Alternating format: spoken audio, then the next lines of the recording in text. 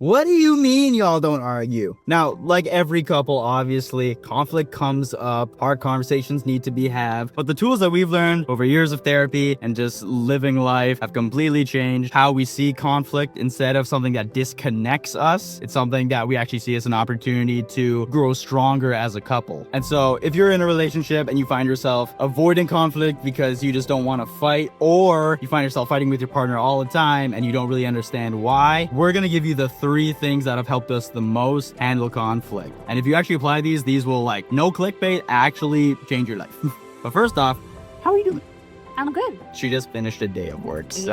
Yeah, grade ones. We're chugging along today. That is good. All right, so the first thing that has really helped us to not fight per se is taking radical accountability for yourself. Now, part of it we've already talked about on the last podcast and the last vlog, which y'all should check out because y'all seem like you want to have a good time, and that's how you have a good time. You go watch our other videos. But after this one, so we're taking radical accountability. That's taking accountability for all your emotions and what you're bringing to the table. And so just as a baseline, your feelings are not the other person's responsibility. Your feelings are not even necessarily because of the other person. Now, other people can affect you, obviously, but Cynthia can do the same thing to me that she does to someone else, and someone else has a completely different reaction because at the end of the day, she's not controlling me. I'm controlling me. So that's an important part of it, but it's also something as simple, and this little sentence is very life-changing. But if you could just say to your partner in the moment, like, hey, I know I might not be coming across how I actually feel inside. Like, that little sentence can fix 99% of fights, because most fights in a relationship aren't really because of the substance of what's necessarily being said. They're because of tone, they're because of inflection and body language, and how you come across to someone else can be totally different from how you actually intend to or mean to, because a lot of things can affect your tone and how you communicate. Like, if you've eaten enough today, if you've slept enough, if someone else already made you mad today, if you're stressed about work or something, if you're on your menses, those all affect your tone. So then just taking accountability for, hey, I might come across a little sharply, but I don't mean to. I actually want to be nice to you. I want to talk about our feelings in a respectful way. Just stating your intentions clearly goes a long way, wouldn't you say? Totally. Yeah. Normally, in our relationship, I'm the girl who's oh my gosh, it's not what you said, but it's how you said it. You kind of sounded like you hated me and you want me to die. Is that true? And then I would say, no, I am tired and I can take ownership for how I'm coming across. And being a teacher, I'm so overstimulated by the time the end of the day comes around. And so sometimes it's I don't want to talk, or I just don't have the extra energy. I don't have the extra energy to respond in a super kind way. And that doesn't make it okay. It just means that I own that. I'm hi, babes. She's like, hi. Ha, ha, That's not true. It's not true. All right. Second thing that's super important when you have conflict arise is blame-free communication. I think that a lot of the times, especially if you don't understand yourself and the things that impact how you relate to other people or how you interpret situations, it would be very easy to blame the other person for how you feel. So, for example, let's say I'm already having a tough day and Daniel does not respond to my 5 messages. I'm going to start feeling quite upset and abandoned. It feels like I don't matter, or whatever the case is. I'm going to tell myself right now, my tendency is to push him away and well, it's your fault that I'm feeling not important and whatever. But reality is I have my own reasons for why that would make me feel abandoned, because I don't think everyone would feel that way, even if it's in a short span of an hour or two has gone by and you haven't messaged me. And so the way that I would communicate that is hey, it's been some time since you've last messaged me and I'm beginning to feel not important. I don't really know what's going on in your day. Maybe you're busy or whatever, but this is how not hearing from you is affecting me. Right. And even in how she just said that, It wasn't passive aggressive. Because this is also what a lot of people do, and it's very, very unhelpful. It's okay if you're a man and you do this, I'm extra mad at you because it's just such like say what you feel. Look who's now you're messaging me. Yeah. Obviously, like there's room for joking, but don't joke about something when you're actually serious about something. Totally. That's a huge thing that people do, and it's cowardly. And there's just no place for that if you actually want a deeper relationship. Every time someone tries to act passive aggressive, that's actually them trying to control someone rather than just like actually being vulnerable with like what they want and what they need. And ultimately, vulnerability is what brings people together instead of disconnects you. You already need to have a very secure foundation in order to do this, because obviously, if you're vulnerable with everyone, a lot of people are just gonna like hit you where you're sensitive. But obviously, you shouldn't be with a significant other that's going to do that. Yeah, I think that like it's important. Let's say you do have a significant other and and having that space of trust, it is choosing a step of faith and a step of trust that like they are going to hold your vulnerability and not use it as a weapon against you, right? Like that's not to say that you can be vulnerable with every person because there are some people that are safe and there are people that are unsafe, but your partner should be that safe person. And if you don't know, try, right? Because I think that vulnerability is always worth the risk, because not only are you setting yourself up for a more connected relationship, you're giving them an on-ramp to know you more.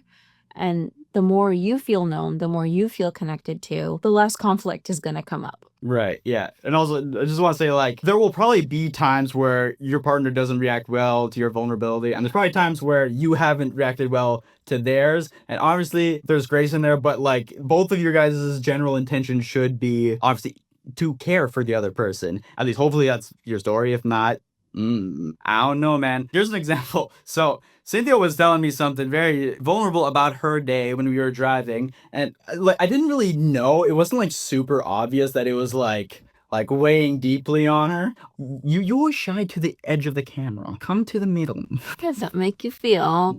You know how it actually makes me feel? It makes me feel like, oh my gosh, I'm taking up so much space. Everyone's gonna think I'm like so self-centered or whatever. So I want you to do it more. What was I saying? Yeah, so she was telling me something vulnerable about her day, and then we were driving past a Wendy's that I had never seen, and it was huge. So then she was talking, talk. So yeah, I was just like, Oh my gosh, that Wendy's is so big! And it was really big. But then she kind of stopped talking after that for a while, and I was like, you're good? And then she told me that she was actually telling me something that was like vulnerable for her. I'm like, oh shoot, I did not know at all. I'm sorry. But also, it was distractingly big.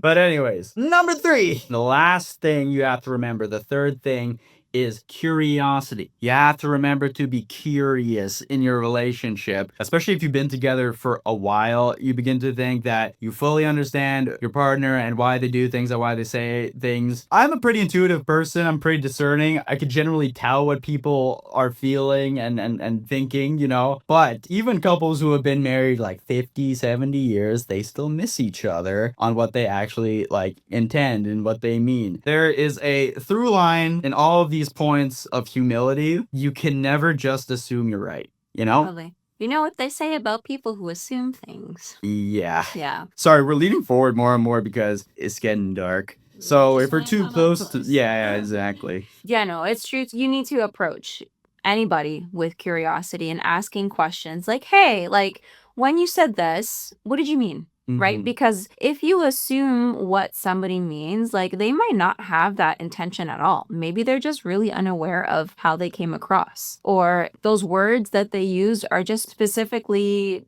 triggering to you, right? But maybe there's nothing wrong in the content of what they said. Right. Yeah, no, because certain things, I know for me, I feel them and I resonate with them differently than other people do. Here's an example. For me, it's the word stupid isn't really that offensive, but in some people's minds, the word stupid is very jarring. And so I actually made a YouTube short on my main channel that I was saying the word stupid, but it wasn't calling anyone stupid. It was honestly just for a bit, for a gag. But then her dad brought it up to me hey, it just felt sharp, kind of unnerving. And I'm like, you know what? That makes sense. because I know sometimes the way I speak, to me, it's like funny, but like to other people, they almost feel like they have to like back away from me because like I'm gonna like devour them with the like aggressiveness of my words, which is almost never my intention. People come from different cultures. Words mean different things in different family cultures, and even like tones of speaking are very different.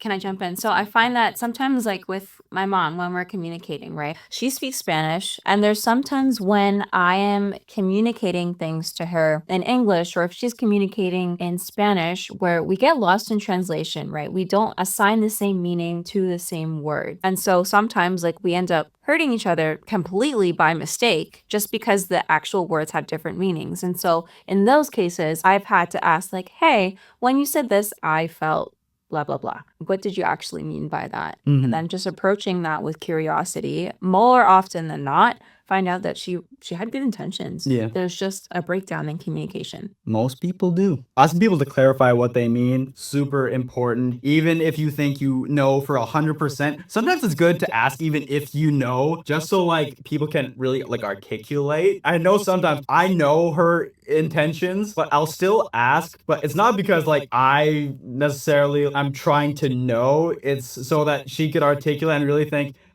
yeah, maybe I didn't have the best intentions. So it's good either way. It's good if they actually have bad intentions because then they could either own that and apologize, or it's a chance to understand them better and find out something you're missing.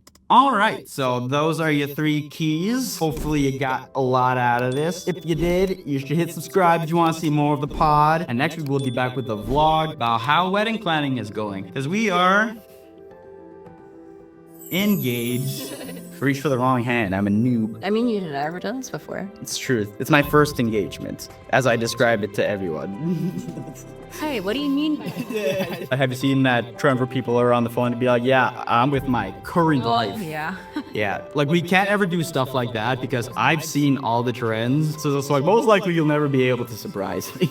We'll see. I have been looking for ways that I could either prank him or surprise him. You do get more of them on your feed, but I am chronically online, so it almost evens out. Who knows? Maybe she'll get me. Subscribe to find out. Okay, anyways, guys, see you next time. Bye. Bye.